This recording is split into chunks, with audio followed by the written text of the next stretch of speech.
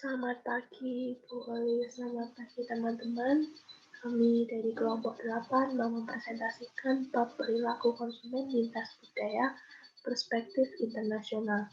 Saya Nadia Rita, nomor mahasiswi 2118300195, dan teman saya Yulia Devi, Naomi Adisya, dan Vanessa Adara. Perilaku konsumen lintas budaya perspektif internasional adalah usaha untuk menentukan derajat persamaan dan perbedaan antara dua atau lebih negara. Manfaatnya agar mendapatkan reaksi konsumen terhadap produk alternatif secara keseluruhan untuk memilih strategi terbaik. Contohnya ada Frito-Lay yang telah menstandarkan pesan promosi untuk kentang keripiknya di seluruh dunia, tetapi menciptakan rasa yang berbeda di berbagai pasar. Selanjutnya, pengukuran aspek lintas budaya. Ada beberapa kerangka kerja untuk menilai perbedaan budaya terkait konsumsi. Satu studi mengidentifikasi dimensi yang harus ditangani oleh studi lintas budaya. Yang pertama ada pertimbangan tentang kualitas produk suatu negara. Yang kedua ada kesediaan untuk membeli produk suatu negara. Yang ketiga ada etnosentrisme. Yang keempat ada persepsi budaya konsumsi suatu negara. Yang kelima ada akulturasi. Keenam ada identifikasi diri etnis. Dan yang terakhir ada identifikasi diri nasional. Studi lain menyelidiki keterkaitan antara sikap konsumen terhadap produk lokal dan global dan mengidentifikasi dimensi yang relevan sebagai berikut untuk mengukur sikap tersebut. Yang pertama ada entertainment, yang kedua ada furnishing, yang ketiga ada food, keempat ada lifestyle, dan yang terakhir ada brand. Studi lain mengidentifikasi orientasi budaya pribadi yang dapat digunakan dalam pengukuran lintas budaya. Ada kebebasan, saling ketergantungan, kekuasaan, kesenjangan sosial, pengalihan risiko, toleransi ambiguitas, maskulin, kesetaraan gender, tradisi, kebijaksanaan, etnosentrisme konsumen, dan inovasi konsumen. Akulturasi. Akulturasi adalah proses di mana pemasar belajar melalui analisis lintas budaya tentang nilai, kepercayaan, dan adat istiadat budaya lain dan kemudian menerapkan pengetahuan ini pada pemasar produk internasional. Akulturasi lintas budaya adalah proses ganda atau dual proses untuk penjual. Yang pertama, penjual harus mengenalkan dengan sesama diri mereka nilai-nilai atau value, kepercayaan atau belief, dan adat istiadat kostum dari masyarakat yang baru untuk posisi dan pasar yang tepat bagi produk mereka. Lalu, yang kedua, untuk mendapatkan penerimaan bagi produk baru di masyarakat asli, mereka harus mengembangkan satu strategi yang mendorong anggota masyarakatnya untuk merubah atau memecahkan tradisi mereka sendiri. Lalu, kesulitan riset konsumen. Peneliti konsumen harus membiasakan diri dengan ketersediaan layanan penelitian di negara mereka. Lalu mereka harus mengevaluasi sebagian pasar potensial dan harus belajar bagaimana merancang studi riset pemasar yang akan menghasilkan data yang berguna. Salah satu contoh kesulitan dalam melakukan riset pasar gaya barat di negara-negara Islam di Timur Tengah, misalnya ada di Arab Saudi, adalah legal untuk menghentikan orang di jalan dan kelompok karena kebanyakan pertemuan 4 atau lebih orang dengan mengecualikan pertemuan keluarga dan agama itu dilarang. Selanjutnya akan dilanjutkan oleh teman saya.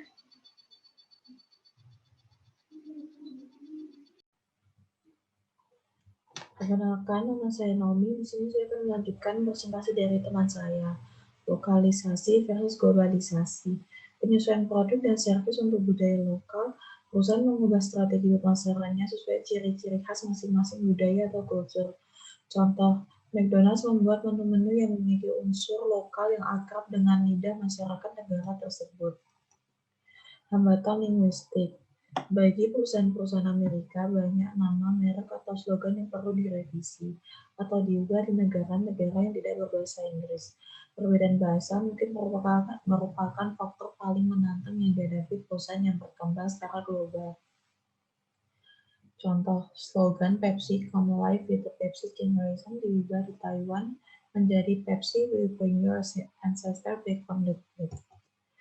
Daya tarik promosi. Daya tarik promosi harus mencerminkan nilai dan prioritas budaya lokal.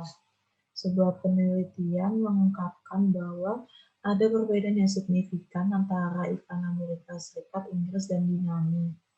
Dibandingkan dengan Amerika Serikat, di Inggris iklan memiliki humor yang lebih beresiko, lebih agresif, dan iklan dengan humor afektif digunakan. Sebaliknya, orang Yunani lebih menyukai iklan humor netral yang daya tariknya tidak dianggap terlalu menyinggung. Hambatan hukum. Terkadang hukum setempat memaksa pemasar untuk mengubah penawaran mereka.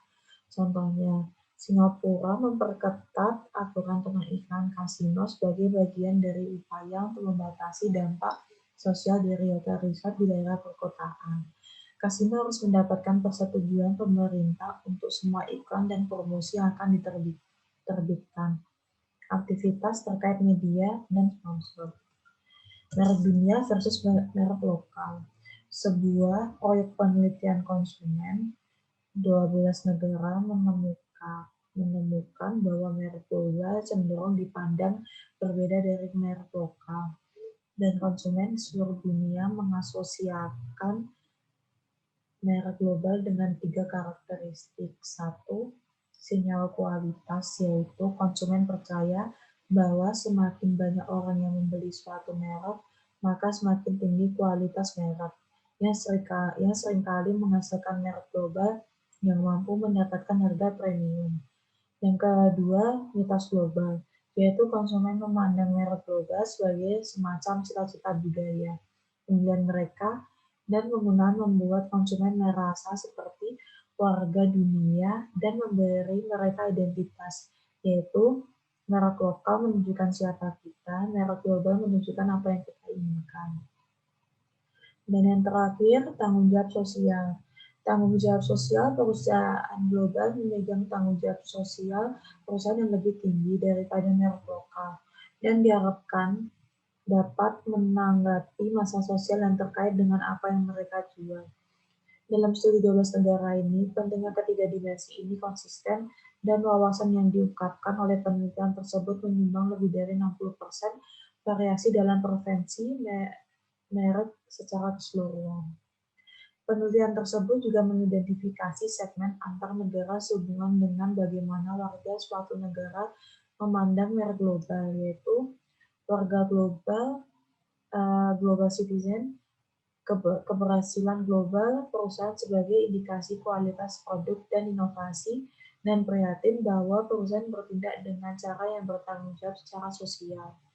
Yang kedua, pemimpin global. Pemimpin global memandang merek global sebagai produk berkualitas dan tidak terlalu peduli tentang masalah tanggung jawab sosial.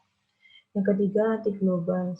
Merasa bahwa merek global lebih berkualitas daripada merek lokal, tetapi tidak menyukai merek yang memberikan nilai-nilai Amerika Serikat dan tidak mempercayai perusahaan global untuk bertindak secara bertanggung jawab. Umumnya mereka mencoba menghindari pembelian merek global. Dan yang terakhir, global agnostik. Mengevaluasi merek global dengan cara yang sama, mereka mengevaluasi merek lokal, pembagian merek dan ekstensi. Semua perusahaan terus memantau pangsa merek mereka di pasar domestik dan luar negeri. Hal ini karena meskipun sebuah merek mungkin bersifat global, tidak berarti bahwa konsumen di seluruh dunia akan merespon dengan cara yang sama terhadap perluasan merek. Sekian presentasi dari saya, selanjutnya akan dilanjutkan oleh teman saya. Terima kasih. Assalamualaikum warahmatullahi wabarakatuh. Saya Yulia Deplativa akan melanjutkan presentasi dari teman saya. Peluang pemasaran global. Perusahaan semakin banyak menjual produknya ke seluruh dunia karena berbagai alasan. Terjadi penumpukan demand multinasional dan daya tarik umum dari pasar multinasional. Artinya, produk dan servis mereka semakin dicari oleh konsumen global. Banyak perusahaan Amerika yang telah menyadari bahwa pasar luar negeri merupakan peluang penting bagi perusahaan di masa depan mereka. Ketika pasar di dalam negeri mencapai kematangan, kesadaran ini mendorong mereka untuk ekspansi dan mencari konsumen di pasar global. Pasar global bersifat dinamis, dan peluang pemasaran baru terus muncul. Contohnya, pembeli Cina menghindari barang-barang mewah seperti jam tangan mewah dan tas desainer, karena barang mewah telah menjadi simbol korupsi kesenjangan. Anak muda Eropa sekarang mengikuti mode Amerika setelah menonton serial televisi Amerika seperti Gossip Girl, Glee, dan Vampire Diaries. Para remaja Eropa mengganti jaket Chanel dan shawl yang diikat dengan celana olahraga kasual Amerika dan celana Oxford Jumbai. Abercrombie dan Fitch sekarang memiliki toko di Champs-Élysées di Paris, dan mode Amerika lainnya mengikuti tren tersebut. Selanjutnya, daya belanja dan pola konsumsi. Kriteria terpenting untuk mengidentifikasi peluang pemasaran global belanja konsumen suatu negara dan prospek pertumbuhannya. Di gambar 13.3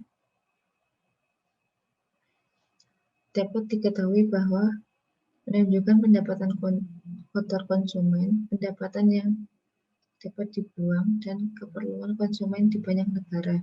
Meskipun Norwegia memiliki pendapatan kotor tertinggi, pendapatan disposable orang Norwegia tidak lebih jauh tinggi daripada orang Amerika, karena tarif pajak Norwegia jauh lebih tinggi daripada Amerika Serikat. Kesenjangan kecil antara pendapatan yang dapat dibuang dan pengeluaran konsumen di Amerika Serikat mencerminkan tingkat tabungan negara yang sedang. Di Yunani, pengeluaran konsumen sedikit lebih tinggi daripada disposable income, yang menunjukkan bahwa orang Yunani telah hidup di luar kemampuan mereka, yang mungkin merupakan fungsi dari ketidakpastian mengenai masa depan euro di Yunani. Selanjutnya, gambar 13.4 menunjukkan presentase antisipasi pertumbuhan dalam pengeluaran konsumen selama akhir dekade. Jelas pertumbuhan terbesar diharapkan terjadi di Asia dan Amerika Selatan, dengan hanya tingkat pertumbuhan yang rendah di Eropa.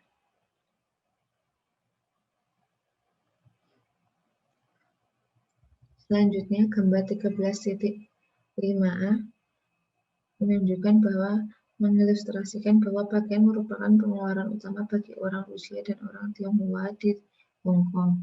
Orang Swiss dan Norwegia, warga dari dua negara saling makmur di dunia, menghabiskan banyak uang untuk produk perawatan pribadi yang mahal di negara-negara ini karena pajak impor.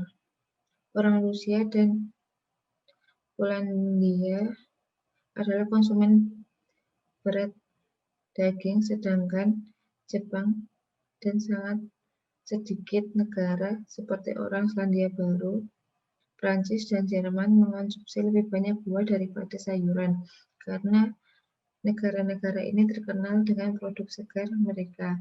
Di sisi lain, orang di Brazil, Meksiko, India, dan Israel kebanyakan makan sayuran.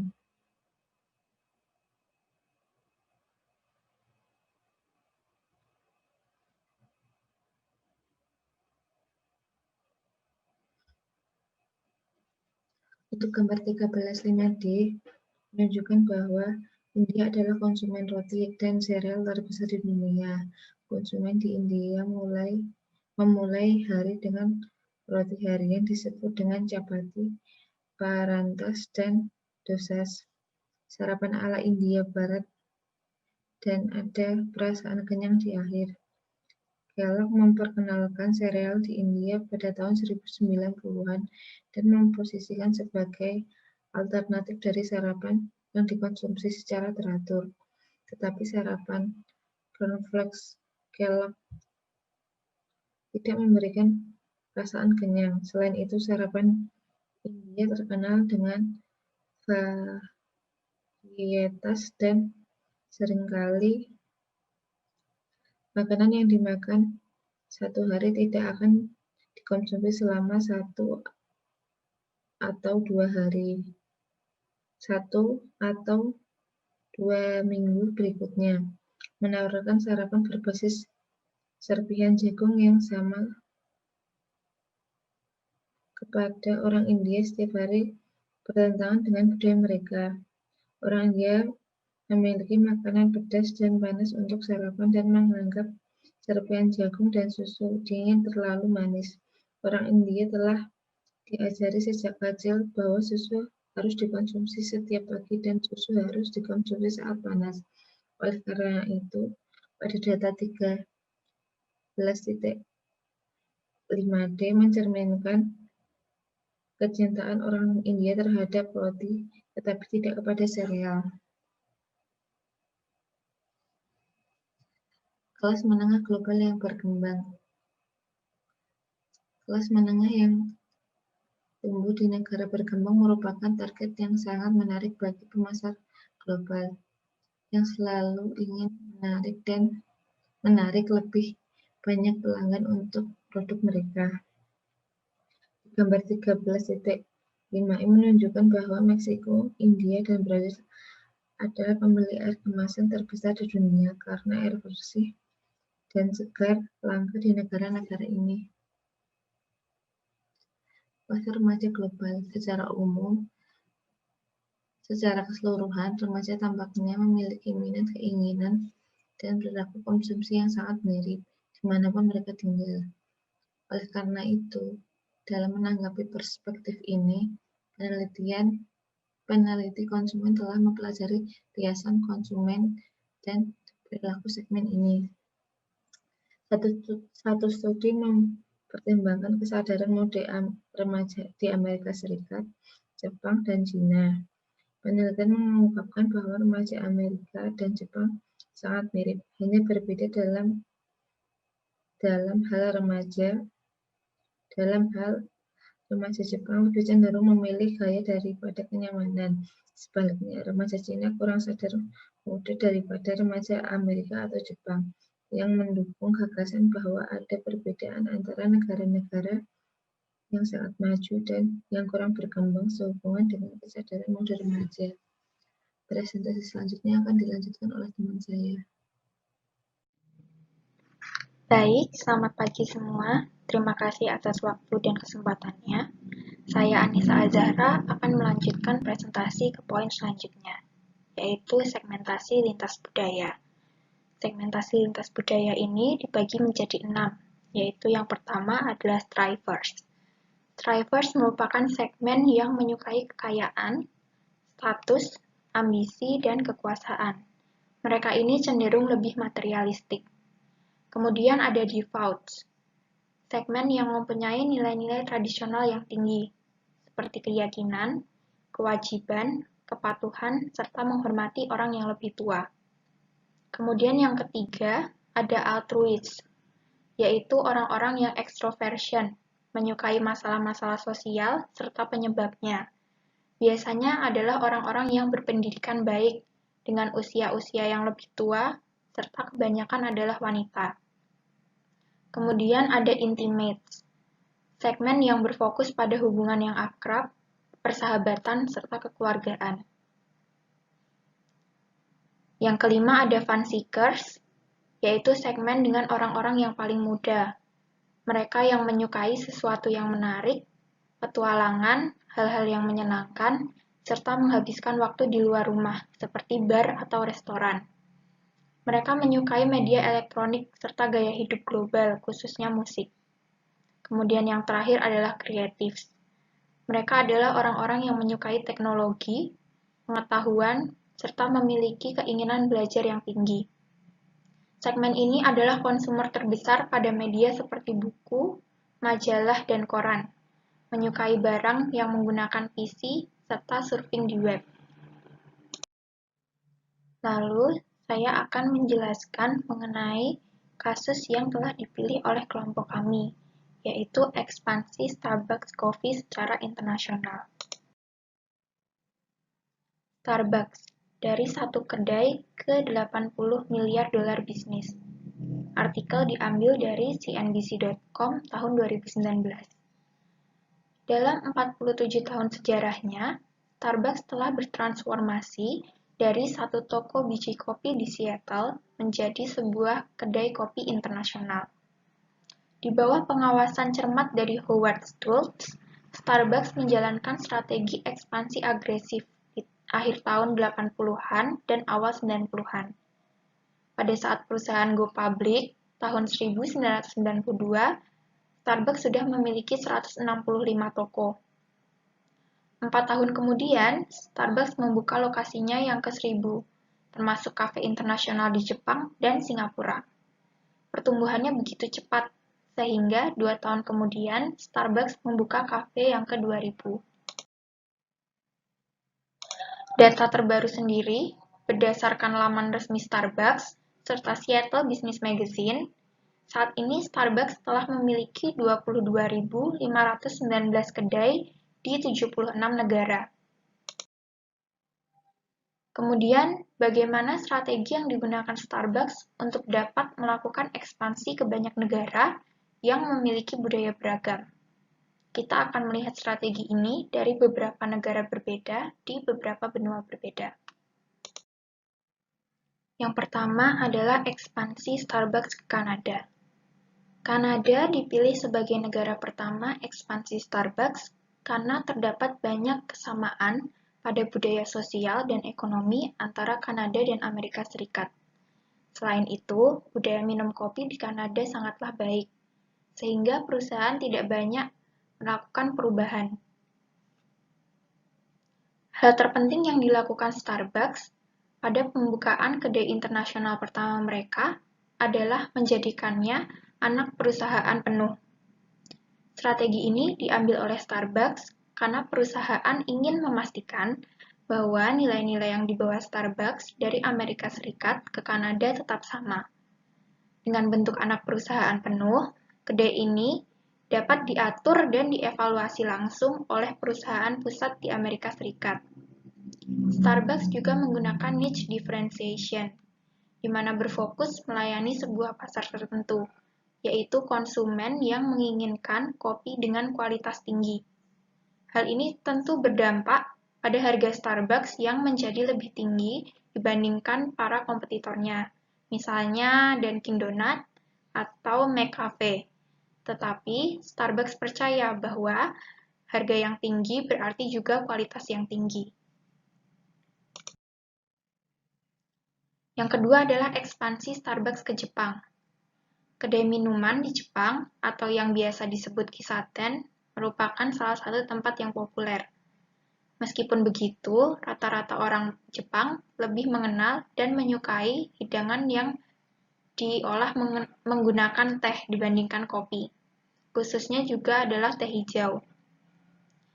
Starbucks kemudian membuat pilihan menu baru untuk menarik minat masyarakat Jepang.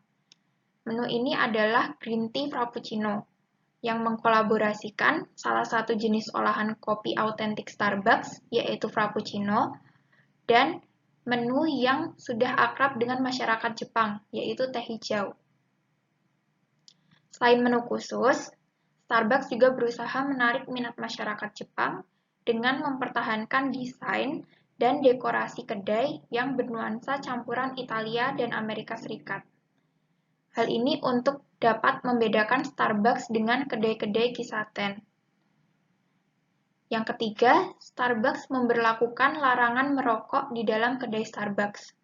Padahal pada saat ini, kebanyakan kedai-kedai di Jepang tidak memiliki peraturan bebas asap rokok. Adanya peraturan bebas asap rokok di Starbucks berhasil menarik banyak masyarakat Jepang, khususnya para wanita Jepang.